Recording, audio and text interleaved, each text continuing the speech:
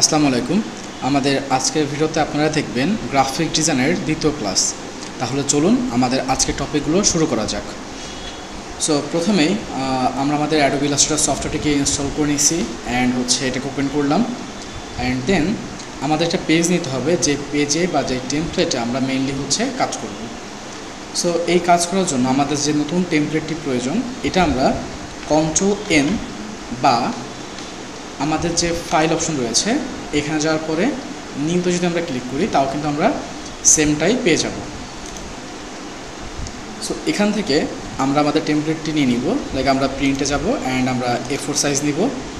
আমরা এখানে লিখে দিলাম +2 অ্যান্ড আমাদের উইথ অ্যান্ড হাইট আমরা ইঞ্চিতে করে দিব, যাতে আমাদের কাজ করতে সুবিধা হয়। আপাতত আমাদের কোনো গ্রিড এরিয়ার প্রয়োজন নাই এবং আমরা অ্যাডভান্স অপশনে যে আমরা তো আপাতত প্র্যাকটিস করতেছি, যাতে আমরা কালারগুলো ভালোভাবে বুঝতে পারি। এই জন্য আমরা RGB কালার করে দিব এবং আমাদের যে রাস্টার ইফেক্ট বা রেজুলেশন আছে এটাকে আমরা 72 করে দিব। আমাদের এইখানে যাবতীয় বিষয়গুলো আমরা পূর্বের ক্লাসে আলোচনা করেছি। সো আপনারা চাইলে আমাদের পূর্বের ক্লাসে দেখে আসতে পারেন। দেন আমরা জাস্ট ক্রিয়েটে ক্লিক করব, তাহলে আমরা আমাদের নতুন টেমপ্লেটটি পেয়ে যাব। আমরা মেইনলি এখানেই আমাদের কাজগুলো করব। সো প্রথমে আমাদের রয়েছে সিলেকশন টুল। সিলেকশন টুল নিয়ে কথা বলার জন্য জাস্ট আপাতত আমরা এতটুকুই বলতে পারি যে কোনো একটা অবজেক্ট এক জায়গা থেকে অন্য জায়গা মুভ করা বা সিলেক্ট করার জন্য আমরা সিলেকশন পয়েন্টটা ইউজ করে থাকি। ডাইরেক্ট সিলেকশন টুল হচ্ছে নর্মালি আমরা যদি কোনো একটা শেপ বা কোনো একটা অবজেক্টকে নির্দিষ্ট একটা সাইড নিয়ে কাজ করতে চাই বা সাইড ধরে কাজ করতে চাই, তখন আমরা ডাইরেক্ট সিলেকশন টুল নিয়ে কাজ করতে পারি। এরপর আমাদের রয়েছে ম্যাজিক টুল, যেটা আসলে অ্যাডোবি ইলাস্ট্রেটরের কোনো প্রয়োজন নাই। ল্যাসো টুলটাতে আমার কোনো প্রয়োজন আসে না।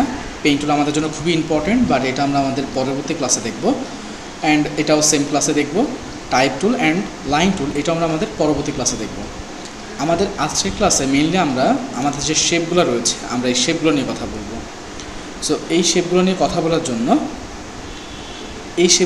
বলার জন্য প্রথমে আমরা এখানে ড্র করব। সো ফার্স্ট আমাদের রয়েছে রেক্টেঙ্গেল টুল, যেটা শর্টকাট হচ্ছে M।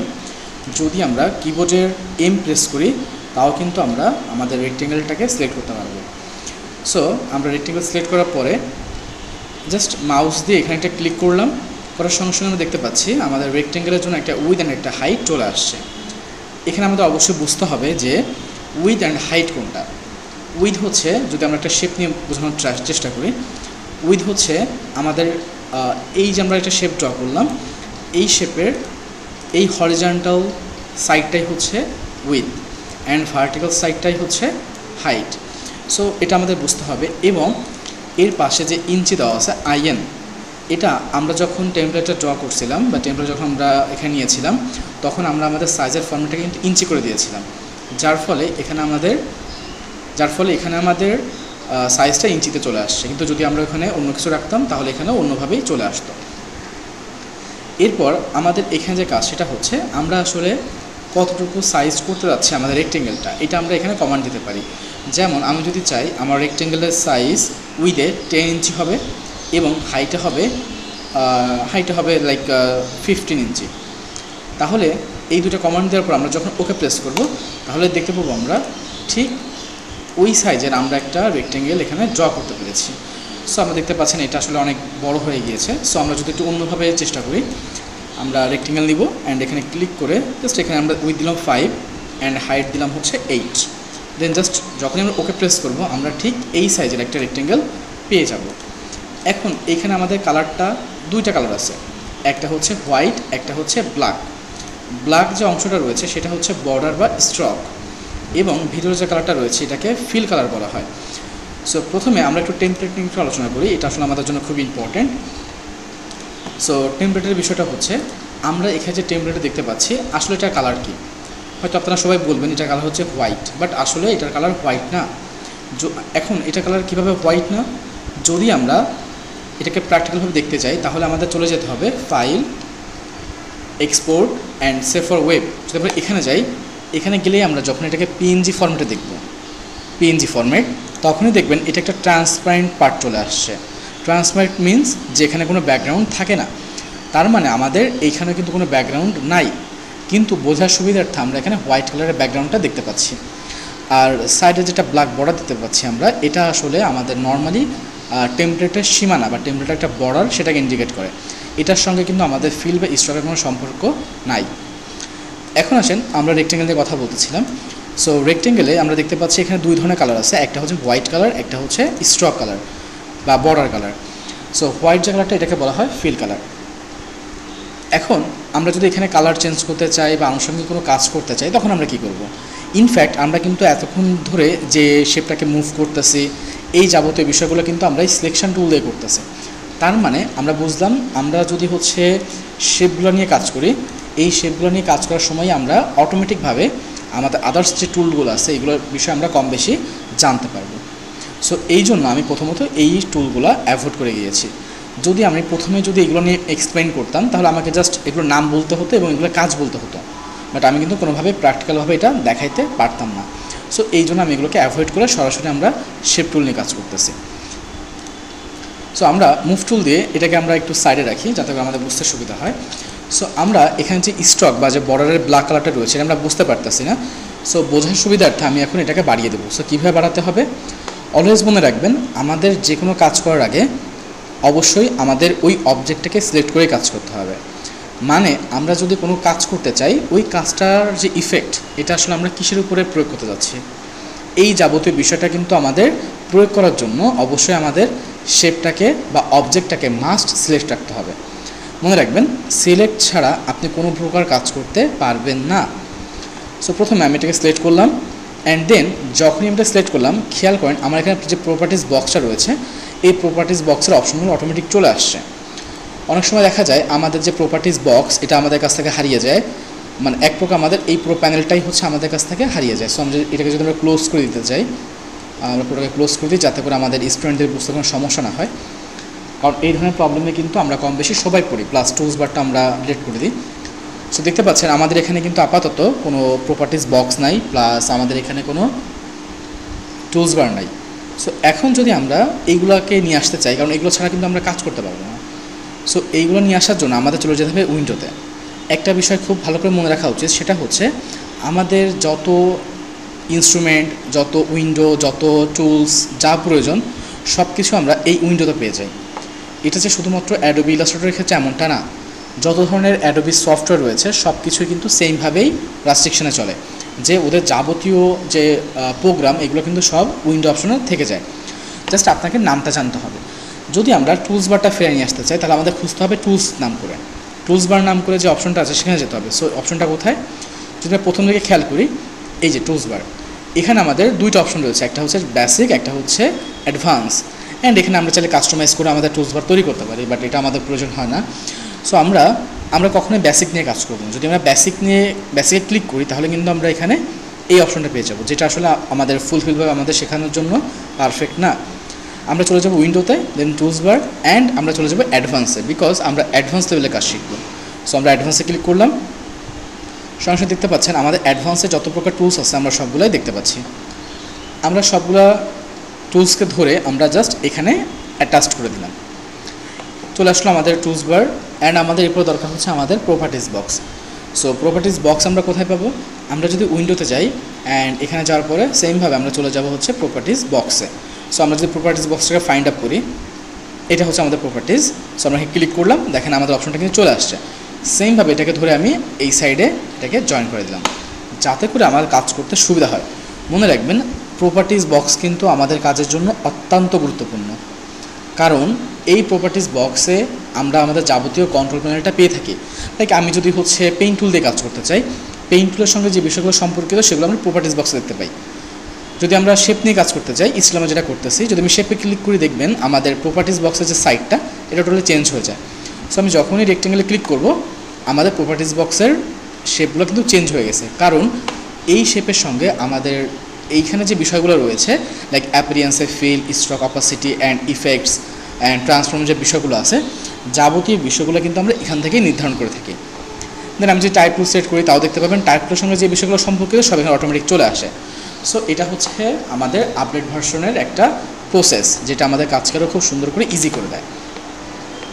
সো এখন আসেন আমরা যেখানে ছিলাম, আমরা শেপে ছিলাম। সো আমরা শেপ সিলেক্ট করে, বা আমরা যে শেপটা ড্র করছি আমরা সিলেক্ট করে আমরা স্ট্রোকটাকে বাড়িয়ে দিব। লাইক আমাদের স্টকে যে প্যানেলটা আছে, যদি আমরা একটু জুম করতে চাই, আমরা ম্যাগনিফাইং টুল বা জুম টুল দিয়ে আমরা এখানে ক্লিক করলে এটা জুম হয়। সো দেখতে পাচ্ছি এটা খুব চিকন আকারে আছে, যেটা আমরা এক প্রকার খালি চোখে দেখা একটু মুশকিল হয়ে যাচ্ছে, আমাদের বুঝতে কষ্ট হয়ে যাবে। এই জন্য আমরা এটার স্টকটাকে বাড়িয়ে দেবো। সো স্টকটাকে বাড়িয়ে দেওয়ার জন্য ফার্স্ট আমরা সিলেক্ট করলাম, অ্যান্ড দেন স্টকের অপশন থেকে এখানে যে পয়েন্ট আছে, এটা 1 PT রয়েছে, মানে 1 পয়েন্ট রয়েছে, আমরা এটাকে করে দিব 5 বা 10, আমাদের ইচ্ছা মতো করে দেবো। লাইক আমি 10 করে দিলাম, দেন জাস্ট ইন্টারপ্রেস করলাম। দেখতে পাচ্ছেন আমাদের স্টক কিন্তু মোটা হয়ে গেছে। সো এখন যদি আমি জুম আউট করে দিই, দেখতে পাচ্ছেন আমাদের রেক্টেঙ্গেলটাকে কিন্তু আমরা খুব সুন্দর করে দেখতে পাচ্ছি এখন। সো এখানে বিষয়টা হচ্ছে, যদি আমি এখন স্টকটাকে মোটা বা চিকন করতে চাই, যাবতীয় বিষয়গুলো আমি এখান থেকে কন্ট্রোল করতে পারবো। এছাড়াও স্টকের আরও বিভিন্ন বিষয় আছে যেগুলো আমি একটু করে এক্সপ্লেন করবো। সো প্রথমে আমরা যে শেপটা ড্র করলাম, এই শেপটা যদি আমরা কালার চেঞ্জ করতে চাই, আমরা কয়েকটা ভাবে হচ্ছে অ্যাডোবি ইলাস্ট্রেটরে কালার চেঞ্জ করতে পারি।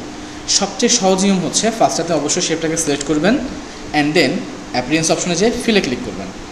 করার পরে এখানে দেখেন আমাদের যাবতীয় অনেক ধরনের কালার দেওয়া আছে, আমরা জাস্ট যে কালারে ক্লিক করব সেই কালারটা কিন্তু এখানে চলে আসতেছে।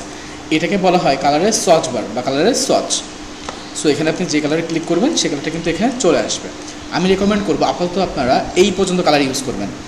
এই কালারগুলো আপাতত আমাদের ইউজ করার প্রয়োজন নেই, কারণ যদি আমরা এই কালারগুলো এখন ইউজ করতে চাই তাহলে আমরা আসলে অন্য একটা দুনিয়ায় চলে যাব, যেখানে আমাদের গ্রাডিয়েন্ট নিয়ে আলোচনা করতে হবে।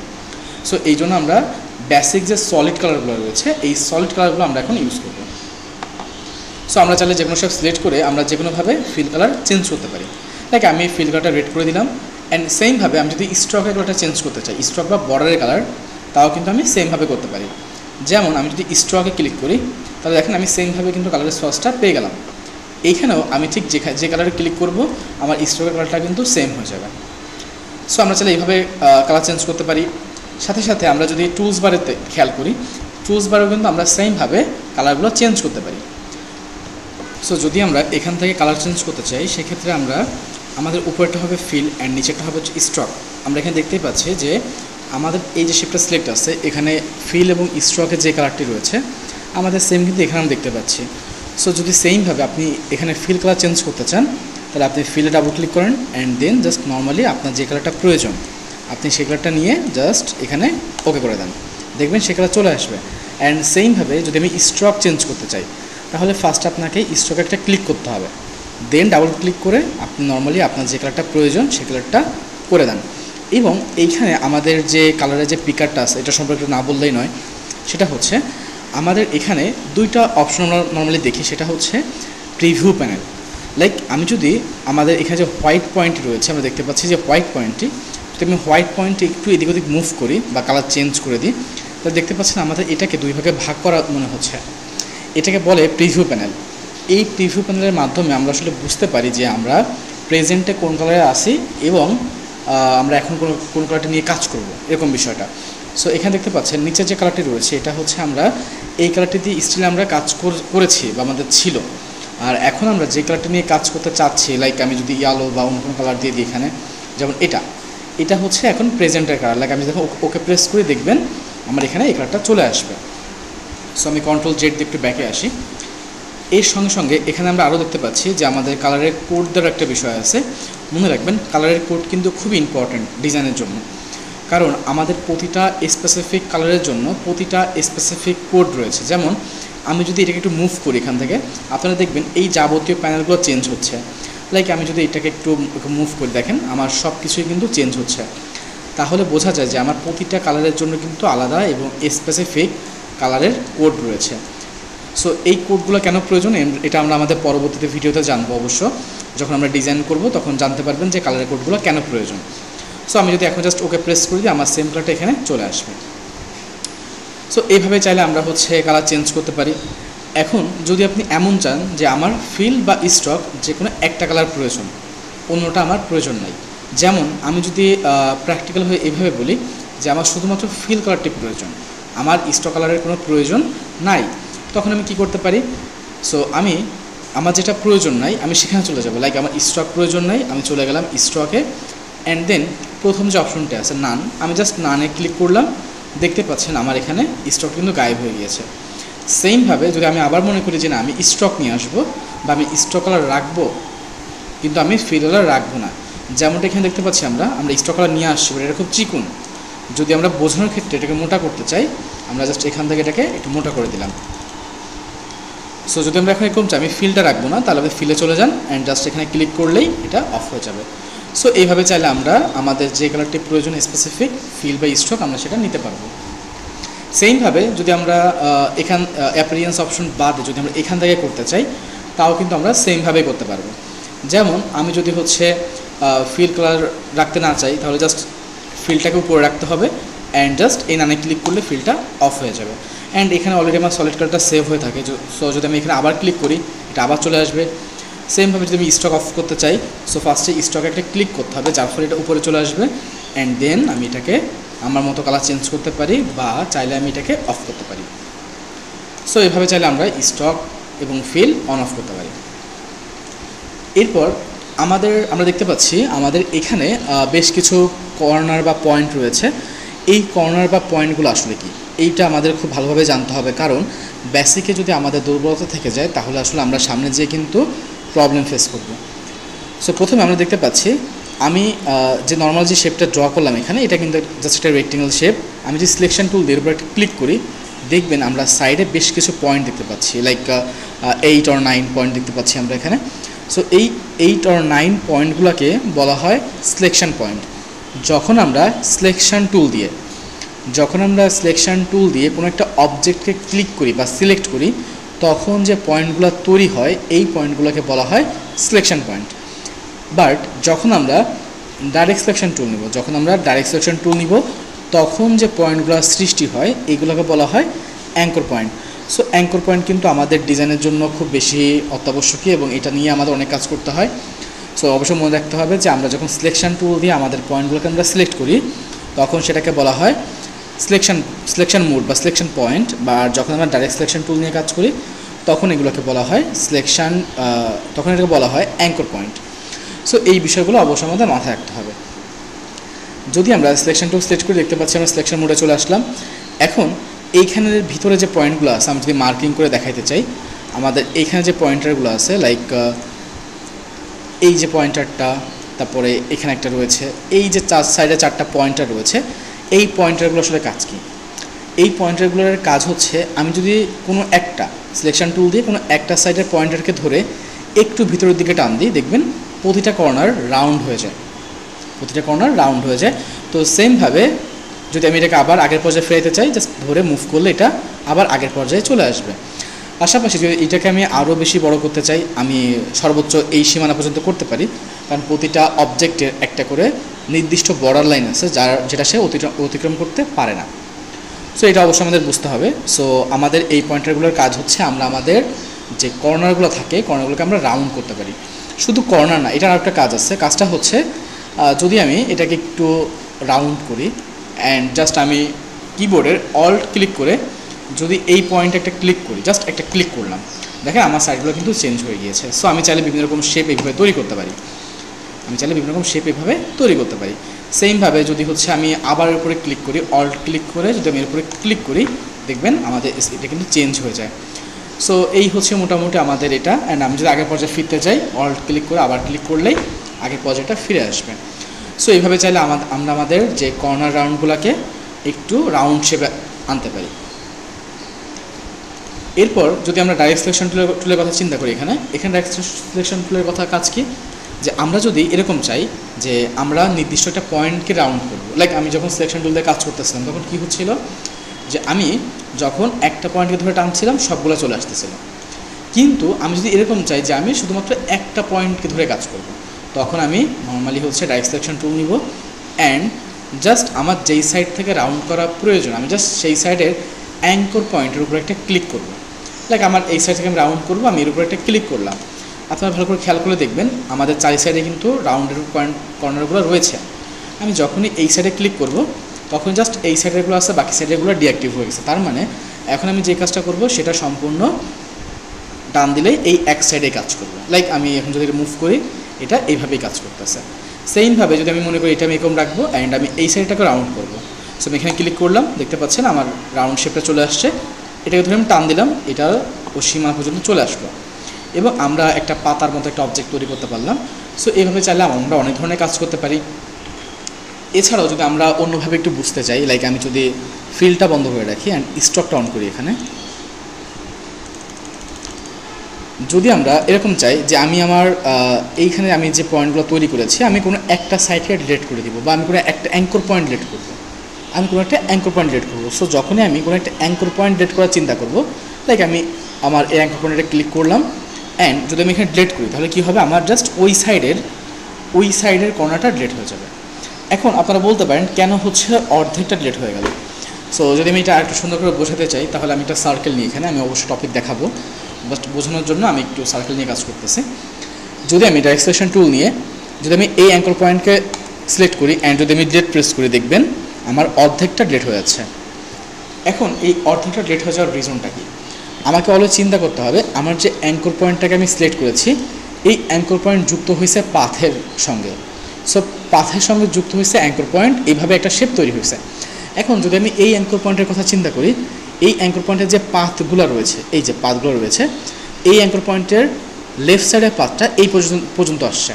সেমভাবে এখানে যে আমাদের পয়েন্টারটা রয়েছে এই পয়েন্টার বা অ্যাঙ্কর পয়েন্টের পাথ আমার এই পর্যন্ত এসেছে। তার মানে যখন আমি এইটাকে ডিলিট করে দিব, তার মানে এর সঙ্গে যতটুকু এরিয়ার সম্পর্ক আছে ও সম্পূর্ণ এরিয়াটাকে তো ডিলিট করে দেবো। এই হচ্ছে আমার অর্ধেকটা ডিলিট হওয়ার মেন বিষয়টা। সো আমরা চাইলে এইভাবে একটা সিলেকশন টুল দিয়ে বিভিন্ন রকম কাজ করতে পারি। এরপরে আমাদের রয়েছে রাউন্ডেড রেক্টেঙ্গেল টুল। সো রাউন্ডেড রেক্টেঙ্গেল টুলের বিষয়টা হচ্ছে যে আমরা যখন রাউন্ডেড রেক্টেঙ্গেল টুল দিয়ে কাজ করব, এটার কাজটা হচ্ছে জাস্ট আমি ড্র করলেই এটা হচ্ছে রাউন্ড হয়ে যায়, শেপটা আমার রাউন্ড হয়ে যায়, শেপের কর্নারগুলো রাউন্ড হয়। বাট একটা বিষয় খেয়াল করে রাখেন, আমরা কি এই রাউন্ডের শেপটা রেক্টেঙ্গেল দিয়ে ড্র করতে পারি না? হ্যাঁ, অবশ্যই পারি। যদি আমরা একটা রেক্টেঙ্গেল ড্র করি এখানে, অ্যান্ড যদি আমি জাস্ট বোঝার জন্য এটাকে একটু ছোটো করে দিই, দেখতে পাচ্ছেন দুইটা কিন্তু দেখতে অলমোস্ট সেম, জাস্ট পার্থক্য হচ্ছে কর্নারগুলো রাউন্ড আছে, এটা কর্নার রাউন্ড, এটা কোনো রাউন্ড না। বাট আমরা শিখছি ডাইরেক্ট সিলেকশন টুল দিয়ে আমরা চাইলে কর্নার ধরে টান দিলে কী হয়ে যাবে, এটা রাউন্ড হয়ে যাবে। সো এই জন্য আমাদের যে রাউন্ডের রেক্টেঙ্গেল যে টুলটা আছে এটার আমাদের আপাতত কোনো প্রয়োজন নাই। সো আমরা রেক্টেঙ্গেল থেকে রাউন্ডের রেক্টেঙ্গেল তৈরি করতে পারবো। এরপর রয়েছে আমাদের ইলিপস টুল। ইলিপস টুলের কাজ হচ্ছে আমরা যখন সার্কেল নিয়ে কাজ করব তখন আমাদের নর্মালি হচ্ছে একটা সার্কেল ড্র করতে হয়। কীভাবে? ফার্স্টে আপনি যদি নর্মালি মাউস দিয়ে একটা শেপ ড্র করে নেন তাহলে এটা ভেঙে যেতে পারে বা আদার্স কোনো প্রবলেম হতে পারে। সো যদি আমরা একটা ক্লিক করি তাহলে দেখবেন এখানে আমাদের উইথ অ্যান্ড হাইট একটা সেমের বিষয় আসছে। মনে রাখবেন আমাদের ইলিপসে উইথ অ্যান্ড হাইট কিন্তু সেম হয়ে থাকে। লাইক এখানে দেখেন আমাদের উইথ অ্যান্ড হাইট কিন্তু সেম আছে। সো যদি আমি এখানে 5 দিই অ্যান্ড যদি আমি এখানে 5 করে দিই, দেখবেন আমাদের সেম সাইজের একটা সার্কেল ড্র হয়ে যাবে। বা আপনি চাইলে এখানে জাস্ট মাউস দিয়ে ড্র্যাগ অ্যান্ড ড্রপ করে এইভাবে করতে পারেন। অ্যান্ড এইভাবে করলে অনেক সময় প্রবলেম হয়, এই জন্য আপনি যদি শিফট ক্লিক করেন তাও দেখবেন এটা সুন্দর করে কাজ করতেছে। সো এই যে বিষয়টা আমি যখন ছেড়ে দিব তখনই দেখবেন এটা একটা সুন্দর একটা সার্কেল ড্র হয়ে গিয়েছে। সো এই সার্কেলটার মতো যদি আমি অন্য কিছু ড্র করতে চাই, লাইক আমরা সার্কেল নিলাম অ্যান্ড জাস্ট শিফট ক্লিক করে টান দিলাম, দেখবেন একটা সুন্দর সার্কেল ড্র হয়ে গেছে। অ্যান্ড কালার চেঞ্জ করার বিষয়টাও সেম, জাস্ট আমরা চাইলে এখান থেকে করতে পারি, এখান থেকে করতে পারি, আপনার যেটা ইচ্ছা সেভাবে করতে পারেন, সমস্যা নাই। জাস্ট আমরা এখানে প্লাগ দিয়ে দিলাম বা একটা কালার দিয়ে দিলাম এখানে, অ্যান্ড চাইলে আমরা সেমভাবে স্ট্রোক দিতে পারি অ্যান্ড আদার্স বিষয়গুলো করতে পারি। সো এটা নিয়ে আসলে টেনশনে কিছুই নাই। ইনফ্যাক্ট আমরা এটাও পারি যে ফিল রাখবো নাকি স্ট্রোক কালার রাখবো, এই বিষয়গুলো কিন্তু আমরা এখানে করতে পারবো। ফিলটাকে বন্ধ করে স্ট্রোক করতে চাই, লাইক আমি ফিল বন্ধ করে দিলাম অ্যান্ড স্ট্রোকটাকে আমি অন করে দিলাম। অ্যান্ড সেমভাবে আমি এখানে চাইলে মোটা করতে পারি, চিকন করতে পারি, আমার ইচ্ছা আসলে আমি যা করি না কেন এখানে। এরপরে আমাদের রয়েছে polygon tool. So polygon tool means ভুজ। সো আমরা এখানে আসলে কী করতে পারি, পলিগনটার কাজটা কী? লাইক আমরা যখন পলিগন টুল সিলেক্ট করি এখানে আমরা নর্মালি ড্র করবো, এরকম দেখতে পাচ্ছেন আমাদের ডিফল্টভাবে অলমোস্ট 9টা বা 10টা হচ্ছে শেপ আসে বা সাইড আসে। বাট যদি আমাদের এরকম মনে হয় যে না আমরা এরকম রাখবো না, আমরা হচ্ছে আরও ভুজ কমাবো বা হচ্ছে বাড়াবো, সো এই যে বিষয়গুলো এগুলো কন্ট্রোল করার জন্য আমাদের কিবোর্ডের যে up arrow and down arrow আছে এইগুলো নিয়ে আমরা কাজ করতে পারি। সো নর্মালি আমরা হচ্ছে আমাদের এখানে যে কিবোর্ডের অ্যারোগুলো রয়েছে, আমি যদি ডাউন অ্যারো ক্লিক করে দেখবেন অ্যারোগুলো কমতেছে, অ্যান্ড যদি আমি আপ অ্যারো ক্লিক করে দেখবেন আমাদের শেপগুলো বাড়তেছে। সো এইভাবে চাইলে হচ্ছে আমরা আমাদের শেপগুলোর স্লাইডগুলো বড় বা বেশি করতে পারি।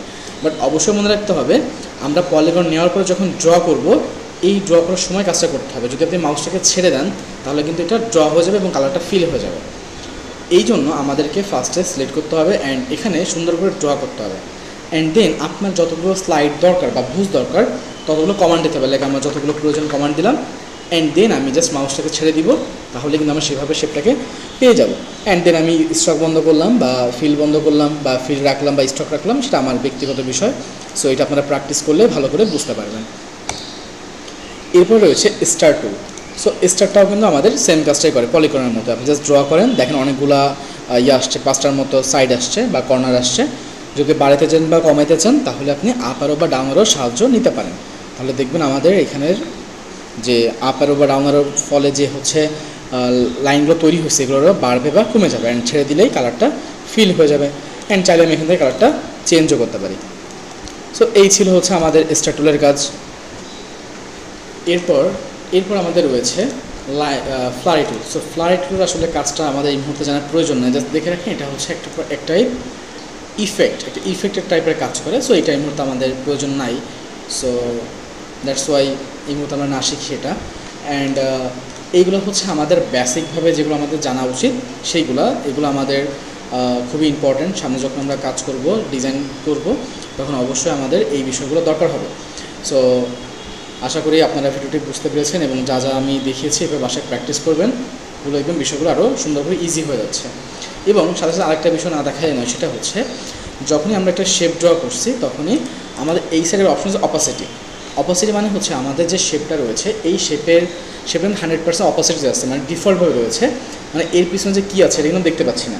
বাট যখনই আমি অপোসিটি কমাই দিব তার ফলে কী হবে, এটা হালকা হয়ে যাবে এবং এর পিছনে কী আছে এটা আমরা কিন্তু সুন্দর করে দেখতে পাবো। লাইক আপনি এখানে পার্থক্য দেখতে পাচ্ছেন যে এই সাইডে আমরা কীভাবে দেখতে পাচ্ছি অ্যান্ড এই সাইডে কীভাবে।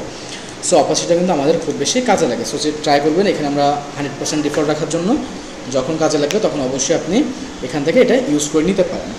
সো এই ছিল আমাদের আজকের পুরো টপিক। এরপর টপিকে আমরা আলোচনা করব অন্য একটা টপিক নিয়ে, যেটা খুবই ইম্পর্ট্যান্ট। আশা করি ভিডিওটি আপনাদের ভালো লেগেছে। যদি ভালো লেগে থাকে অবশ্যই আমাদের চ্যানেলটিকে সাবস্ক্রাইব করবেন অ্যান্ড শেয়ার করবেন অন্যদের সঙ্গে, যাতে করে অন্যরাও ফ্রি আমাদের কোর্স করতে পারে। সো দেখা হবে পরবর্তী ভিডিওতে। Thank you so much.